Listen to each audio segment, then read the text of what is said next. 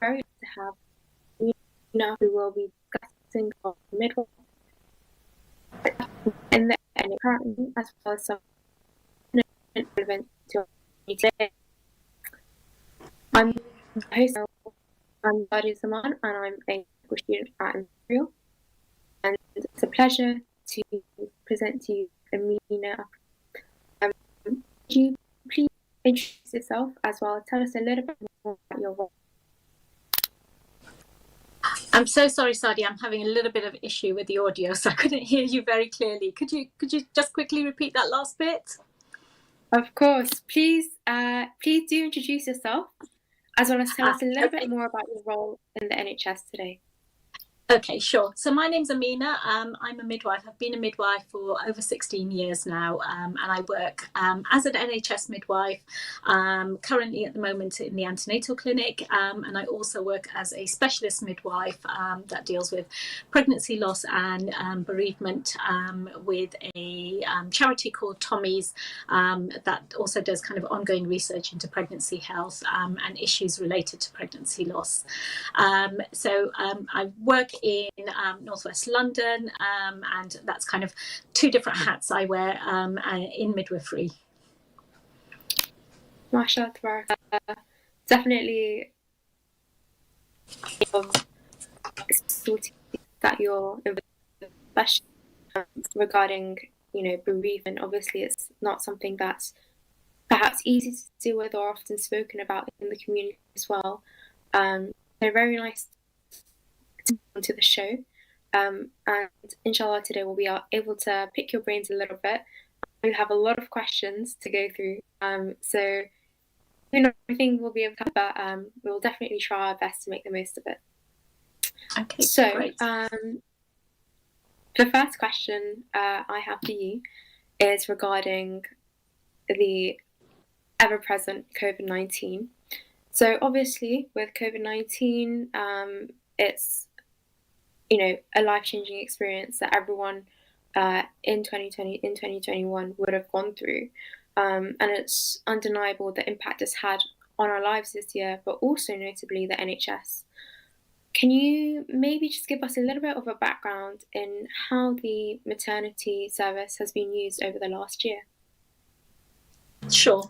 So COVID-19, as you said, has had an impact on everyone. We've all been impacted by it in some way or the other, and it has dramatically changed the way that parts of the NHS have worked. It's been under immense pressure, but it's also involved changes and changes the way people are accessing the NHS and the services related to it.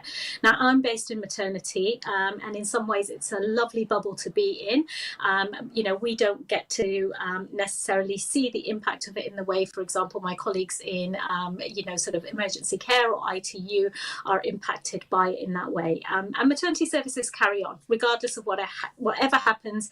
Babies are still being born. They have continued to be born throughout the whole pandemic, and that very much and maternity has very much stayed open as an essential service. Some of the way that we work has changed. We've had an increase in digital and phone appointments for parts of the pandemic. So in the first lockdown where I work, we went over to telephone appointments, and then kind of reintroduced kind of face-to-face important kind of appointments as well. So some of the way that people, if you've been pregnant outside of COVID-19, might have thought, oh, that's a bit unusual. I'm having to speak to my midwife on the phone rather than being able to kind of go and see them.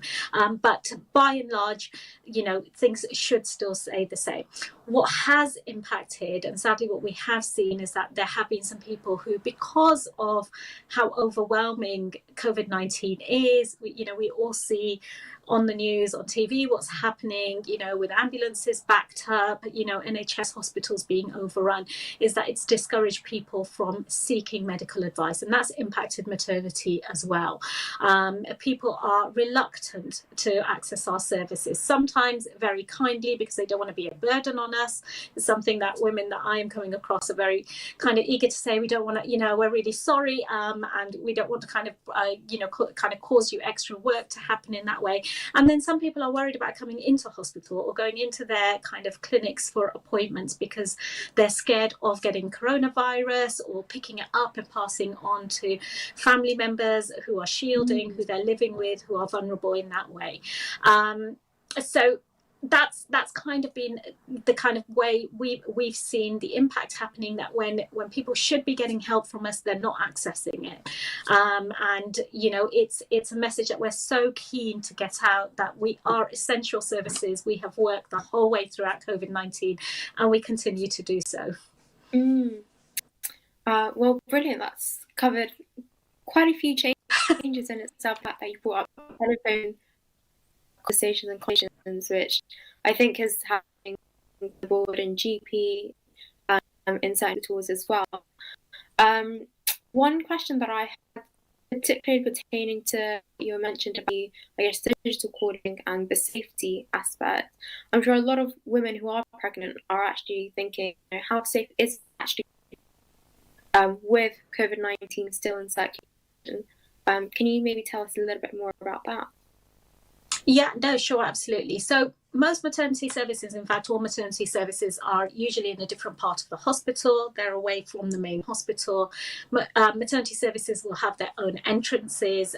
We don't have the crossover of staff that you necessarily have in other parts of the hospital. So midwives only work in maternity. We may pop into NICU every so often, but that essentially is that way. So we're pretty safe in that way.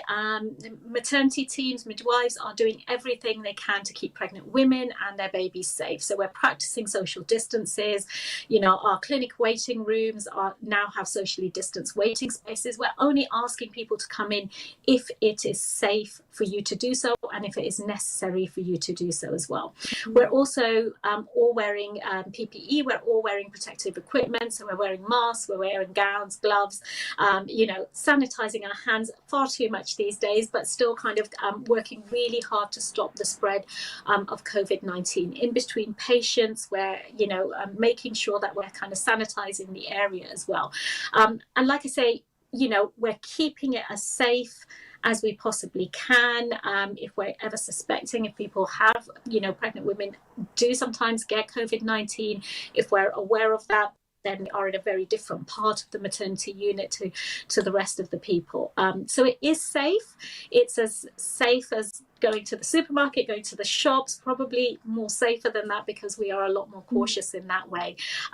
But we're working this hard because it is essential that women attend their antenatal appointments, that they are seen regularly throughout pregnancy, that they attend those scans, they attend the doctor's appointments if they need to.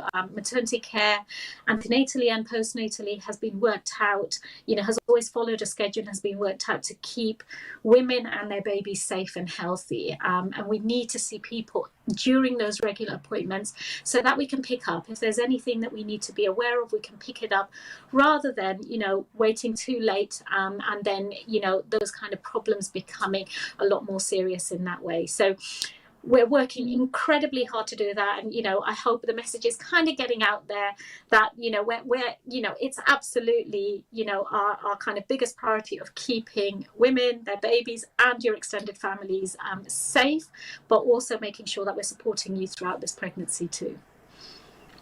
Brilliant. How blessed are we to have a healthcare system that, like you mentioned, has so much, so much concern and so many protocols put in place with the PPE, with the gloving, with also the triaging of patients and making sure that only COVID negative patients or, patients who are considerably less at risk are kept in a different place. And I think that definitely, that statement that you said about hospitals potentially being even safer than supermarkets.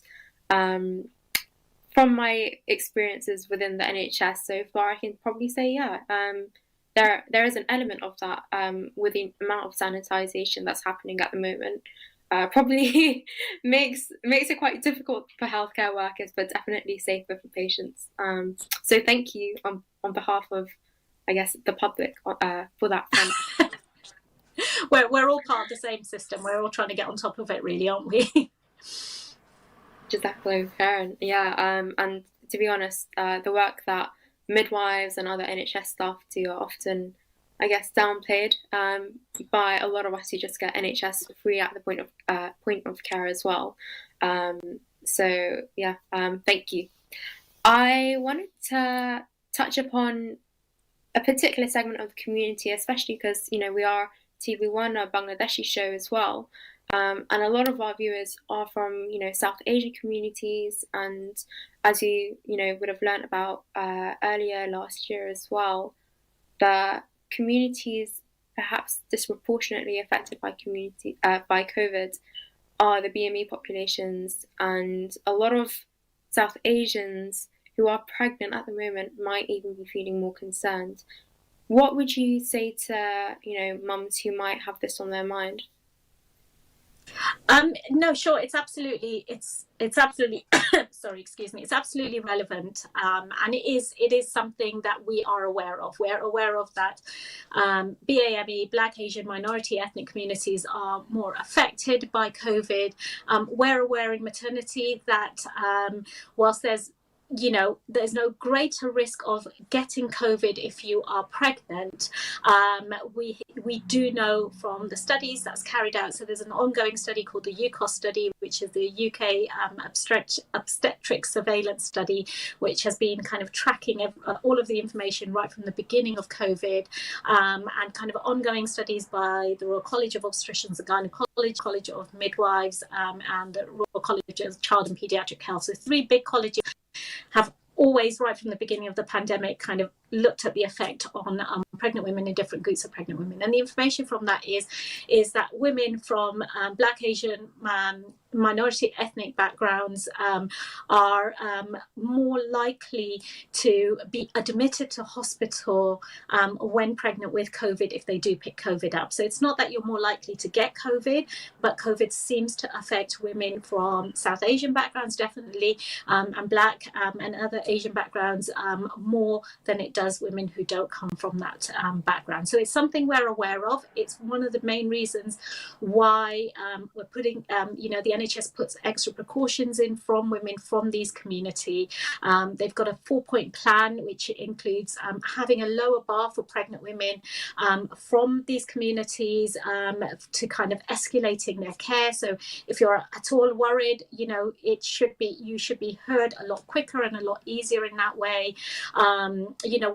I know when I'm seeing women right at the beginning of their pregnancy, having these conversations saying, whilst it's something that you shouldn't worry too much about, practice the social distancing, be careful, be safe. But if you are ever worried about your pregnancy, ask for help, because we do know of the effect it's having on people. So just to kind of reassure everyone, don't feel like you can't get help, you won't be heard, you're not being heard. It's something that maternity care is aware of, the NHS is aware of, all of our royal colleges are aware of. And we're trying to keep women as safe as possible. I mean, I would, the one kind of big thing that I would kind of highlight to all pregnant women or their families who are listening is that the 3rd trimester in particular, try and reduce contact, do the social distancing, really adhere to the rules as much as you can, maybe set up things like online shopping, etc.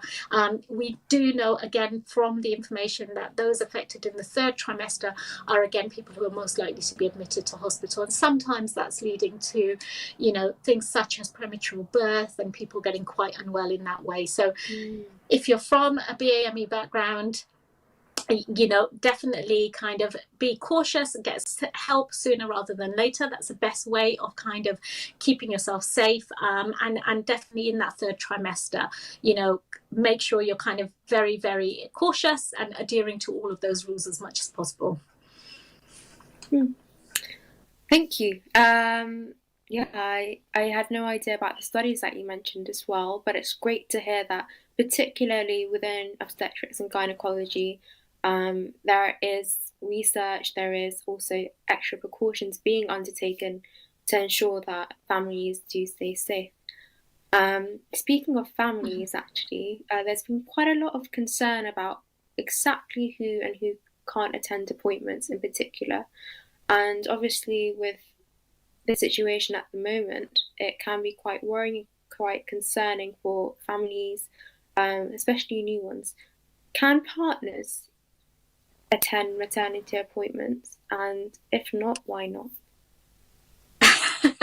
So the new NHS guidance says that pregnant women should be allowed a support person with them for all maternity care, including appointments, labour and postnatal care. So trusts have been instructed to conduct in every part of their maternity services, making sure that there are kind of COVID safe spaces as much as testing is being carried out, etc. But it does vary from area to area. It will vary depending on what's kind of going on in your local area. So again, I do know in lots of kind of London hospitals at the moment, because we're kind of in the middle of this surge again, and, you know, kind of how many people are out and about, you know, it's trying to kind of reduce that. So, you know, partners are being able to attend maybe one of the kind of scan appointments instead of both of the scan appointments, you know, and having to wait in the car outside rather than waiting in the waiting room with their partner and coming in just for the scan and leaving straight away. So with appointments, it will very much vary, and the same with the postnatal care as well. I speak to lots of women in different parts of the country, and for some of them, their partners are able to kind of visit from 8 till 8, maybe not overnight stay, as has become kind of quite common in recent years. Whereas in other parts of the country, you know, partners are able to visit for a much shorter time, or maybe not even. So it is very much dependent on what the risk assessment in that trust does. So it's always really important to speak to your midwife, let them know about concerns that you have. Now, sometimes there's concerns about translation services, people feeling that they can't do that. We always have access to translators who can do that for you. We've got telephone translation services, definitely where I work, and have been, you know, been able to access that all the time throughout the pandemic. During labour, there has never been a ban on partners attending in labour. Right from the beginning, partners have always been able to be there when their wives, their partners are in active labour. So one person has always been able to accompany someone in and stay with them throughout that kind of labour process. And that, again, is kind of varied a little bit. So in certain areas, it may be that, you know, your husband, your partner can be there, your family member, that one person who you have, you know, decided will be your birth partner will be there sort of, you know, in certain areas, they might be able to be there before you're in active labour. In other areas, they may have to wait until you're considered to be in active labour. So it is a little bit up in the air. No one will be giving birth on their own. Again, one of the kind of, you know, uniqueness of the UK is that all women will always have midwives supporting them in labour. Usually two of us, usually so many of us that you're fed up of us, but we would never ever, you know, leave any person to give birth on their own. You will always be supported. We'll try and get your partners there as quickly and as safe as possible. So, you know, if they are having to wait in the car, we'll definitely kind of be working with you, because we know the importance of having support, especially in labour. We know how important that is for the person giving birth, but also for the family as well. So we do know that. Unfortunately, the kind of times when your family could turn up with pots of food and, you know, lots of things to kind of support you are at the moment not possible. But again, we're trying to work to kind of getting people home as quickly as possible as well, so that you can get that support back there as well. It'll always be done safely. We'll always only, you know, kind of discharge you home when it's safe. But again, some of those kind of postnatal things are changing. If you have special circumstances, so, you know, kind of thinking with my kind of Tommy's hat on, you know, if you've experienced pregnancy loss, if you've had, you know, recurrent miscarriages or stillbirths, etc., and that is kind of something that is impacting, obviously, you going into labour and you're so worried about it, definitely speak to your midwife. We've always been able to be flexible on certain aspects of it, and we'll always kind of take into consideration the whole picture. So if you definitely, you know, if you need someone there because you've got these reasons, then absolutely your maternity unit will work with you. Very, very reassuring. Thank you.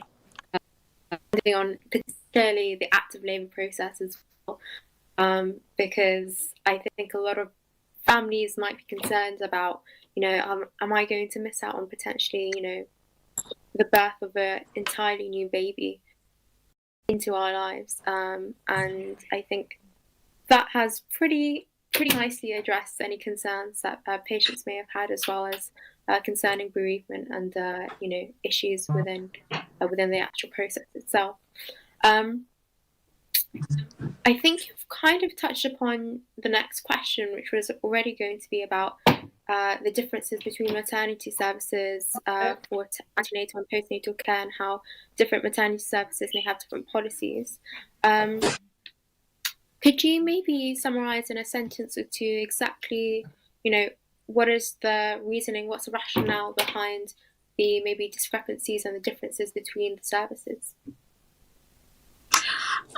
I think so under the kind of new NHS guidance, individual trusts will be responsible for kind of completing a risk assessment, sure that whatever policy they have in place is safe for pregnant women. And in that, different maternity services will have different issues to consider when trying to keep pregnant women safe. The people that they are coming in with, and the maternity staff as well. So, if you are in a large London hospital with a big kind of waiting space, then it's possibly easier to be able to kind of get that social distancing, etc., into place. Whereas if you're in maybe a smaller hospital, there isn't that space available. They can't kind of, move things around as quickly as possible. Remember, the pandemic came out of it hit us a year ago, and we're dealing with old hospitals, large parts of the country, hospitals that were never made for a pandemic, that were never made, if anybody's ever been pregnant, maternity waiting rooms are just filled with people and buggies and pushchairs and, sort of everything else kind of going on. And suddenly we're having to kind of keep that meter distance between people, and try and kind of have that flow going in that way. So different hospitals will have different policies in place, sometimes just because the building isn't suitable, and they'll be trying to make the changes as much as possible, but there's only so much you can do. Sometimes there's an effect upon the actual staffing issue. If staffing has been affected by illness, that might have an impact upon it. So most London hospitals had stopped, for example, access to home births, not because we were particularly affected, but because the ambulance service were overrun, and they couldn't guarantee that they would be able to attend in an emergency to a home birth. And that's where we work with home births. We always know that we've got the backup of, for London hospitals, London Ambulance Service, we've got the backup of them there should they ever did. When they cannot kind of provide that guarantee, then that has an impact upon the services that we're providing as well. So it will vary, and it's changing very rapidly. So pleased to hear that most London hospitals have now gone back to being able to offer women home births if that's what they choose and having, because the ambulance service have been able to kind of, say we're going to be able to support that. But it will vary with what's happening in your locality, with your hospital, with just the practicalities in that way. And I'm so sorry, Sadia, that's about 15 sentences for the one you asked me for. No need to apologise at all. We started off saying that questions were probably going to be a few too many to cover everything in a complex topic already, and then add on COVID scenarios onto that. So that's perfectly fine.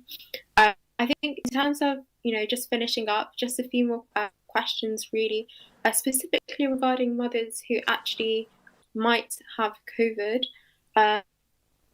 So the first part of the question really is, if someone who is pregnant contracts COVID or is told to isolate because they've been in contact and test positive, what should they do? And what kind of someone pregnant and has contracted COVID watch out? So I only got part of your question there. Sorry, it's possibly a problem with the audio, but I think it was about if a pregnant woman has COVID or is told to isolate, what should they do? If you get symptoms of coronavirus or you're required to isolate, it's really important that you book a test as soon as possible. Speak to your midwife or your maternity team. They'll be able to advise you on what to do next. At any kind of point, you definitely let them know. It may mean that you might need to rebook some of your pregnancy appointments, have some of them online or by phone, for example. If you are in your final trimester, again, let us know. Definitely test booked as early as possible. If you are COVID positive and you go into labor, we will still be there. We will still support you. We will still be there for the birth of your baby. We may be wearing extra PPE. We may need to isolate you in the maternity unit a little bit more. But don't ever kind of be afraid that by telling us that you might have COVID, you have COVID, you've been with someone who's got COVID, is going to stop us providing care for you. We've got very, very, safe procedures in place to keep everyone safe if that is the case. Perfect. And final question. Would you be able to just give us maybe one line just on the symptoms to watch out for if you may be pregnant with COVID? Pregnant and with COVID. Pregnant with COVID. So whether you're pregnant, whether you've got COVID or not, the most important thing, your pregnancy matters. Your health in pregnancy is important. And we say to all pregnant women that if they are in their third trimester and they think their baby is moving less, they can't feel their baby moving, they've seen a change in the pattern of their baby's movements, they need to access maternity care urgently. Call the maternity triage number, call NHS 111, but you should all have a maternity number that you can call where you can speak to a midwife or a doctor straight away. The same applies for any unexplained bleeding or getting symptoms such as a headache that won't go away with the use of something like paracetamol. You think your waters have broken, or you feel unwell. If you just, pregnant women have amazing gut instinct and they have an amazing ability to pick up when things are right and when they're not. So if you feel not well, contact your maternity triage. We're there 24 hours a day, 7 days a week. One of us will be there to support you, to see you where necessary. But the kind of movements really matter. So any change in your baby's movements, any bleeding, any kind of symptoms such as headaches going away, unusual swelling, etc., definitely contact maternity triage as a matter of urgency. Most likely you'll be absolutely fine, but we just need to keep you and your baby safe. All right, beautifully explained and so clear as well. Thank you so much, Amina Afi, for your time today. I hope everyone who's viewing as well has had some important and pertinent questions answered for them in a way that's also very helpful and addresses some of the concerns that I'm sure are very common now with the COVID situation, and particularly for new mothers. Thank you very much for tuning in. Jazakallah khairan, and take care. Thank you. Assalamu alaikum.